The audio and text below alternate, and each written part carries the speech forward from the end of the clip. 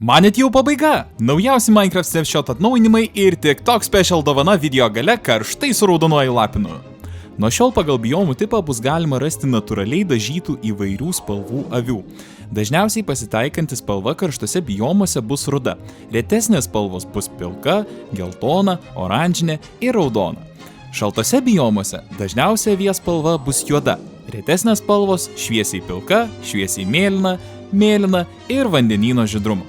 Paprastose biomuose pagrindinė spalva išliks balta, retesnės spalvos bus juoda, pilka, šviesiai pilka ir ruda. Na ir žinoma, visose biomuose galėsite rasti rožinę avį. Taip pat šviesų krūmą galima bus išgriauti tik su žirklėmis ar šilko prisilietimą turinčiais įrankiais, antraip jo negausite. Dykumose nuo šiol natūraliai bus galima rasti kupranugarių. Ir praeitam Snapshote atsirado šitos gražios kaktuso gėlės. Kartografai nuo šiol galės apsikeisti 7 naujais žemėlapiais bei atnaujintas keliaujančio pirklio siūlymų sąrašas. Nori išbandyti šiuos ir kitus atnaujinimus su draugais? Tau labai pasisekė, nes dabar gali keliauti į redfoxcloud.com ir įsigyti bet kurį Minecraft planą su 20% nuolaida. Panaudok nuolaidos kodą TikTok Special 20 ir leiskis į nuotykį su visais. Šiandien tiek, nepamiršk paspausti širdelės ir pasidalint su draugais. Ir jo kodas galioja tik iki vasario 23 dienos, tad paskubėk.